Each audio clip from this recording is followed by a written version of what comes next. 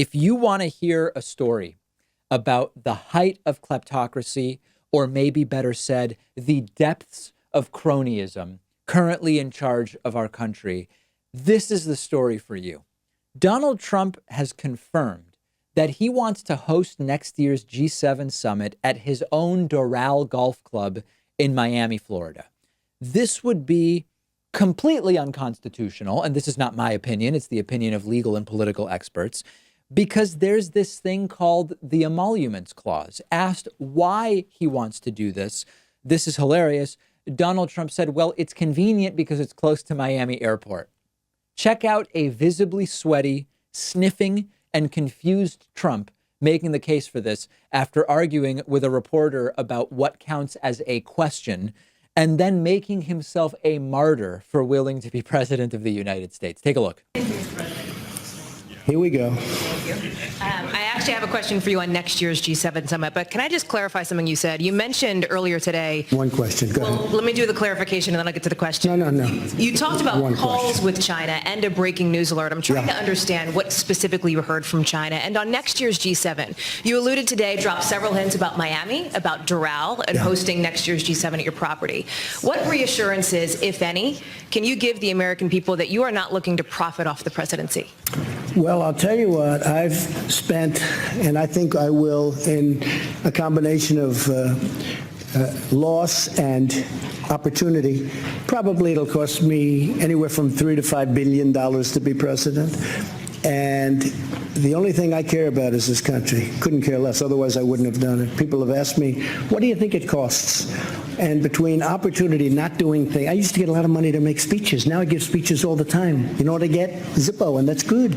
And I did a lot of great jobs and great deals that I don't do anymore, and I don't want to do them because the deals I'm making are great deals for the country, and that's to me much more important. Doral happens to be within Miami. It's a city. It's a wonderful place. It's a very, very successful area of Florida.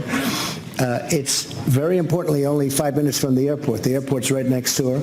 It's a big international airport, one of the biggest in the world. Everybody that's coming, all of these people with all of their big entourages come. It's set up so, and by the way, my people looked at 12 sites, all good, but some were 2 hours from an airport, some were 4 hours from, I mean, they were so far away. Some didn't allow this or they didn't allow that. With Doral, we have a series of magnificent buildings. We call them bungalows. They each hold from 50 to 70 very luxurious rooms. Trump also very interested in racking up minibar revenue during the G7. That's why he wants Russia back in. Putin's entourage will show up to Doral in the new G8, and they will just owe Trump tons of money because of all the vodka consumption. I mean, this is just so stupid and so illegal, completely unconstitutional. This would violate the Emoluments clause against a government official self-enriching by virtue of being in office. If Donald Trump was not president, there would be no discussion of holding a G7 at a Trump golf club. This is a way in which Donald Trump is self-enriching by virtue of being president of the United States, or potentially self-enriching. Trump constantly sends signals to foreign officials about where should they spend their money. Trump has already racked up endless violations of the Emoluments clause, and this would be another one. And the thing with Trump is, maybe it's a good thing compared to corruption behind closed doors, although there's plenty of that with Trump. With Trump, a lot of the corruption is out in the open. I'm wondering, is it possible that doing the corruption and the cronyism out in the open helps Trump get away with it in some way? If the G7 was at some secret location and later it turned out that it was Doral or Mar-a-Lago, maybe that leads to more outrage and consequences than Donald Trump just saying straight up that at my golf club. For all of the kowtowing to and praying to the altar of the Constitution, though, I would love to just hear Republicans say, this can't happen. This can't happen. But even though they fetishize the Constitution, it's actually a lot like the Bible for them. We've talked about how a lot of Republicans are all about the Bible, but not really. They're all about the parts that are convenient for them. Something about abortion. Something about gay marriage because man lying with another man or whatever. Otherwise, who cares when the Bible is not convenient for you? They similarly claim to be all about the Constitution, but it's only certain parts, right? The Second Amendment and their complete misinterpretation of it, that they are definitely in favor of for sure.